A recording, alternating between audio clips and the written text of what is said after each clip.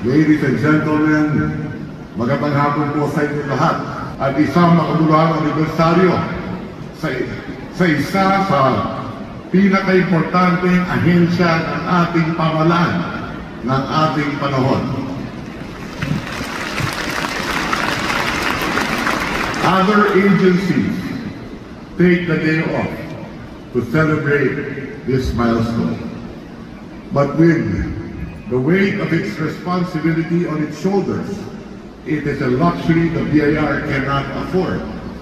Because if you're tasked to collect 8.6 billion pesos a day, Monday to Sunday, cada 24 oras, rest is a privilege one cannot invoke.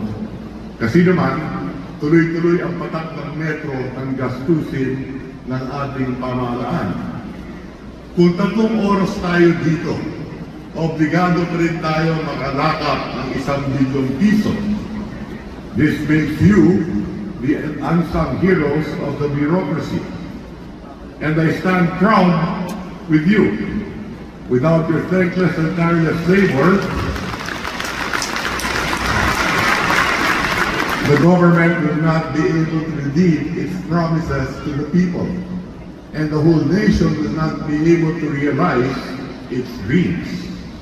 Revenue agencies are the engine room of the ship of state, harnessing the fuel, the taxes the people pay, into the power that propels the ship forward, safely and strongly against headwinds, to its promised destination of peace and progress.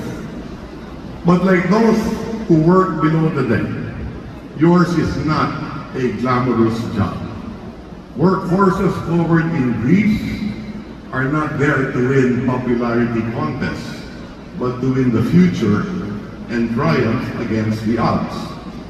You do not charge into enemy lines, but you make sure that those who do have the weapons to accomplish the mission and fight for the flag. You do not perform miracles in operating rooms, but you make sure that personnel are paid, medicines are bought, and warrants are billed. You do not mount a school stage to be garlanded with medals, but through your collections, faculties are compensated and learning centers are equipped.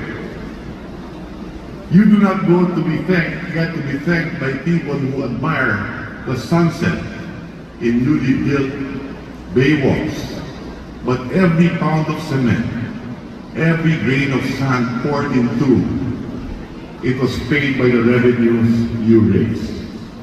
You're farthest in the minds of rural folk as they celebrate water from new canals that nourish their fields. They will never know that revenue is the spring from which expenditures flow. Bakit nga ba? Because people only want to hear about projects to be delivered, but do not want to be told of who will pay the cost. But the fact is, every government activity has a price tag. Scratch the surface of any gypsy government undertaking, and there is a sticker price underneath.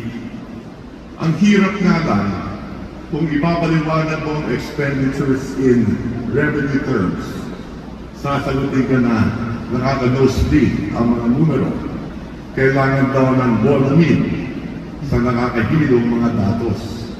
Pero ano nga ba ang totoo?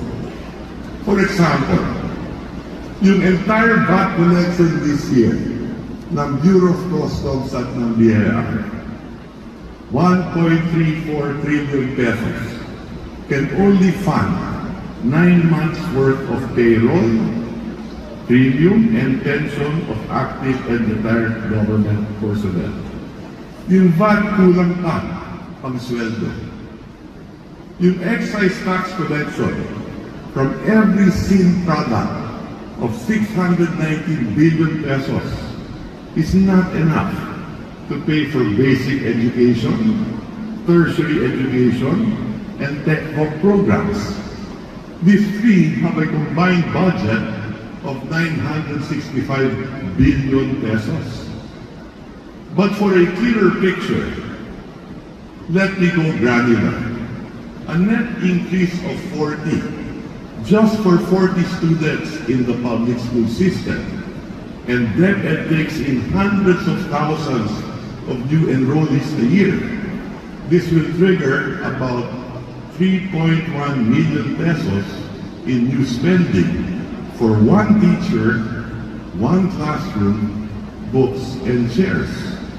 If this will be solely funded out of excise taxes on a popular Ginebra, then the PTA will have to go on a marathon drinking of 78,383 bottles of that stainless tonic. If, for example, we assign one police officer per 8-hour shift to patrol, say, Quezon Avenue, corner Agham, doon sa central office ninyo, then the 3 officers will have to be paid 1.07 million pesos annually. And this is just base pay alone. If their pay will be exclusively raised on the excise tax on gasoline, then a long line of 10,680 motorcycle owners will have to have their tanks filled. Yung 1 kilometro lang na asfalto sa Agham Road, kakailanganin na ng 24.5 million pesos. And if the excise tax on cigarettes will be used to bankroll it, then it will be out of a bonfire of 7.4 million sticks of a famous menthol brand. Even so-called free items adored by the people today will have to be paid for them later on. When the bill comes, it is the taxpayer who will pay the tab. The buck stops with them. At sino pinipressure kapag sigilan na at paputok na ang mga bayarin? Hindi yung mga umani ng pogi points, pero yung mga kontrabida sa revenue-raising sector. And the government, noon pa man, has always been right with enjoy now, pay later programs. At alam naman natin na raising money to fund the budget is increasingly hard under a political culture that sees spending taxes as a virtue but collecting them as a sin, which treats their evasion as a sport but their imposition a crime. There is a new hurdle we have to confront today: fake news. Katulad ko, I am Exhibit A, the test crash dummy of how malicious fake news can bring irreversible harm. More so, at a time when fake ideas, once planted into one's mind, can never be deleted. Buti pa virus, pwede idibag. Ang malisya, hindi. Sabi sa akin ng inyong poging commissioner, tambak na daw kayong lahat sa trabaho sa opisina. Kailangan pa rin yung lumabas para sa tax drive. But you know what? Good spending is the best way to encourage tax compliance. A matter that is no longer in your backyard. People are naturally born resistant to taxes, but their tax obedience can be won if they will see how the taxes they pay are spent for the right things, at the right price, by the right agency, at the right time. As it stands, there should not be collateral damage of the problems on the expenditure side. May kasabihan na patriotism is soluble in taxes. True, because floods can wash away belief in the government too.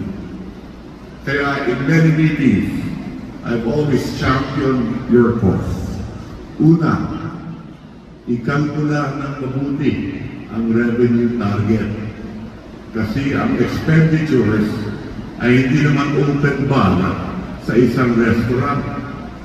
Tapos ang bill ibibigay sa tax collecting agencies. Pangalawa, spend tax as well.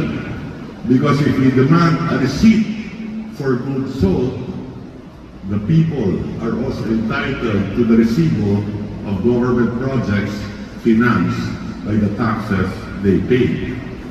Sa mga taga-BIR, tuloy ang trabaho sa gitna ng batikos. Because those who give light must endure burning. Kaya taos puso ang aming pasasalamat sa inyong lahat. Sa bawat oras at patak ng pawis ng inyong inaalay upang ang bansa natin ay patuloy na umunlad. Sa bawat pisong inyong naliligo, nakaukit ang pag-asa at pangarap ng sambayanang Pilipino. Muli, saludo kami sa inyong sipag at determinasyon. Happy anniversary, BIR! Mabuhay kayong lahat at mabuhay ang bagong Pilipinas na sama-sama natin tinataguyod. Maraming salamat po at mayroon po.